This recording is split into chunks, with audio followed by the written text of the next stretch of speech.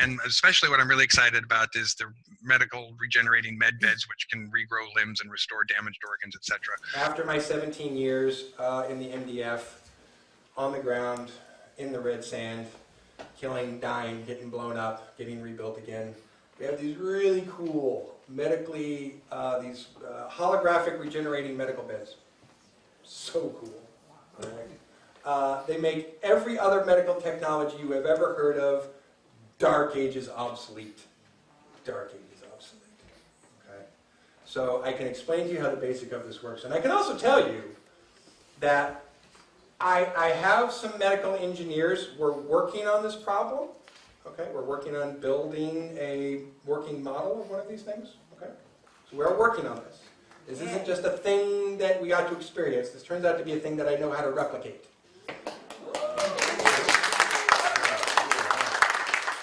It's going to take a little while. It's going to take a little fun. It's going to take a little money. You don't worry about that. I don't need your money for that. I've got that money coming from somewhere else. Right? But, you know, we're going to sort that out.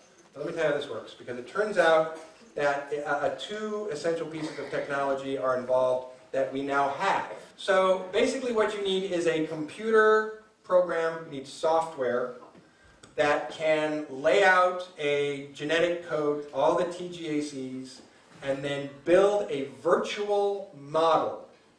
All right? So basically, you put that in, you put the DNA into the computer, which can take a long time, right, to input that information if you don't have a quick way to translate that information in the computer. It might take a while. But once you put that information into the computer, it will build a virtual model, a little CGI person, right, that looks like what that genetic code looks like. Now, I know, right? Cool.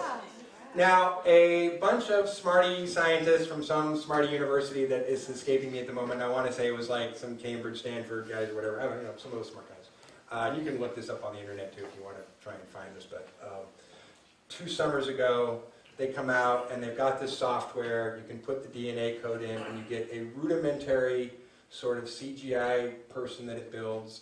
And their sort of purpose for doing this is because they know that it's a really close thing in the future where parents are going to be able to decide what they want their children to be and look like and the traits they want to have based on how they can sort of, you know, change things in their DNA. And or, you know, you could also, another way that they're thinking about using this is a couple who wants to sort of create a number of test tube sort of fertilized cell babies, and then you could test them all out and put the codes in and virtually build and see what these little frozen embryos are going to grow up to be, and then pick which one you want. Oh my God. Crazy. Now, I don't give a fuck about that, to be honest. They can take that technology, they can do whatever they want with that technology. I'm just stoked they made it because I'm going to appropriate it and use it for what I need to use it for, because I need that same software. The difference that I need that software for and what I need that software to do is have cellular resolution. All right? We need that like CGI image to be able to sort of define resolution down to the cellular level. That's the first thing. Now the other thing we need is a holographic lens that projects a hologram. We got those! We got good ones. The Michael Jackson hologram, you know, was it Grammys or something like that? That was a pretty good one. It was not bad, right? They got pretty good holograms now. Not bad. Now all we need is that lens to be able to project an image, a holographic image, that also has cellular resolution.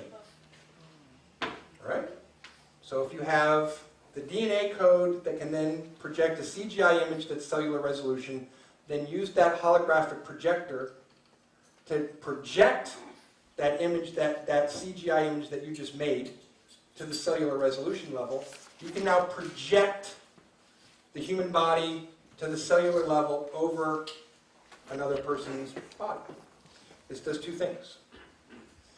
Because of something called dominant harmonic frequency resonance, the cells of your body in which if you look, and you're taking this example that's a perfect example, right? It's your pure genetic code. So let's say you create a holographic projection of your liver. It's going to be perfect. It's going to be healthy. It's going to be as if it was never damaged because it's going to be the perfect blueprint from your DNA code. So the holographic image of that will be an undamaged, perfect, never used liver. Now let's say you're a drinker. Maybe your actual liver not doing so good, okay? Or maybe any other reasons. I mean, you could not be a drinker and not have liver failure. I knew a girl that I was in high school with, and she was 14 years old and had her liver go bad. She was on the wait list, didn't get it, she died. Sad. But she was 14, poor thing, right? And she, all of a sudden, your liver's going, I haven't had my first drink. All right, poor thing. So it doesn't matter, but your organs can go bad for any reason. But if you project that perfect image over a damaged organ, dominant harmonic frequency resonance means that that organ is going to want to conform to the perfect projection. So over a period of time, those cells are just going to want to look like those healthy cells. And they're just going to change. Now I know that may seem like, how do you do that? It's physics. That's all I can really say. It's physics. Okay? The very raw cellular structure matching up with this image, perfect image, just wants to conform to that shape because it's a slightly solid light form being a hologram. It's a sort of three-dimensional, semi-solid light source that the cell can pattern against and wants to be like. That's the first thing it does. The second thing that it does is, let's say I get my arm blown off right at my elbow, which I have had a number of times, more than I can count, right? Just more times than I can count. More times than I can count, waking up, going, oh, which part of me got blown off this time, right? It's not too much fun, but you don't feel it most of the time either. So I can't really say that most often the times that I had body parts blown off that I suffered a lot, because most of the time I didn't hardly feel it at all. Or, you get blown apart, you lose consciousness. Pain stops, when you lose consciousness. But let us just say I get my arm blown off, cut off, right here at the elbow. Now, if I project a holographic image of this arm past this elbow, connecting up to this elbow, normally what happens, the reason your cells stop growing is they hit air, they hit oxygen, they go, no more arm, we got to stop right here, arm's gone, it's not there. Well, this fools the cells into thinking that the arm is still there. So they're just going to keep going, all the way down to the fingertips. Now, we had a holographic regenerating med bed that could do that in a matter of hours. Hours. About 4 hours. Wow. Right? You get your arm blown off at 10 a.m., you're cleared to go back to duty by dinner time. Okay? Yeah, no days off. No days off. You gotta get a few limbs blown off, and then you ask that, when you come to, one of the first things I would always remember to ask is how long am I gonna be here for? When I get blown off, and they'll just be like, you'll be out of here by this afternoon. Well, tomorrow afternoon. Oh, it's gonna be a while. You're gonna be here for 4 or 5 days. Woo, time off.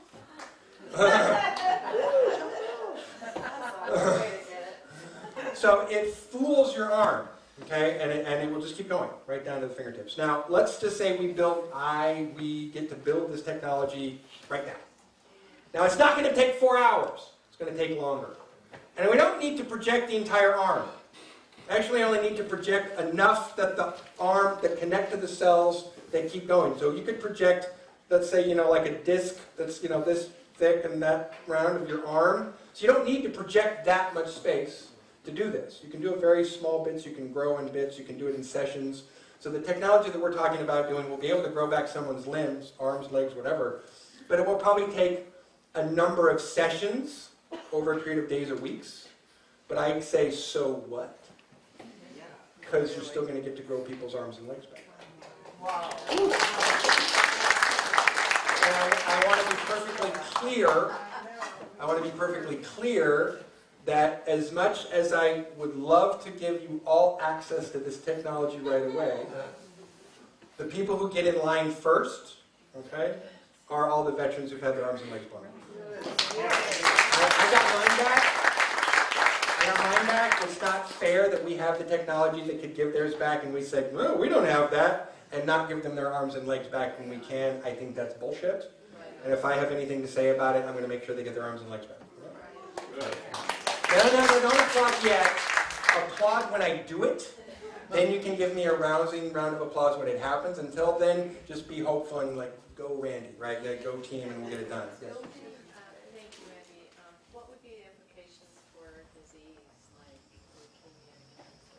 So basically we're talking about the ability to cure and restore any cellular biological process to blueprint perfection in a matter of hours or days. So Anything. everything, nothing left. In fact, things like cancer, leukemia, that's going to be easier stuff. Like the hardest things are going to be growing back limbs. That's going to take the most time to rebuild new tissue. Anytime you just have to like tell old tissue to like get better, like that happens pretty quickly. So anytime you're dealing with tissue that's already there, you're going to be able to clean that up in no time. They used to give us a wild cocktail of drugs, mostly what I would consider physical performance drugs. So your liver would go out about every 5 to 6 weeks. And so you would get regular, testing to see how your liver was doing. And then when it would be about time that your liver is about to go out, they would say, no, your numbers are down. You got to come in and get your liver reconditioned. And so it became like this. Oh God, I got to go and get my liver done again. Jeez. Because it takes about 3 hours, and you kind of just like it becomes this thing you have to do about once a month. And believe me, after 17 years of doing it at least once a month. And, again with the liver rebuild. I mean, it just becomes, it's hilarious to me that I can say that now, that it just becomes the most tedious thing in the world after 17 years of having your liver put back together again. The drug cocktail that they were giving us was so intense that it was knocking out livers and kidneys fast. So in some cases, you could go out in an afternoon or a day of combat. And depending on how much you were, we had these injectors inside the suits that would go right into your leg. So depending on how much you're getting, you could knock out your kidneys or your liver in an afternoon or in a day. The drugs were that intense and were that physically damaging. But they have, again, this is the technology to fix this like that. So who cares? Sure, we're going to ruin your liver.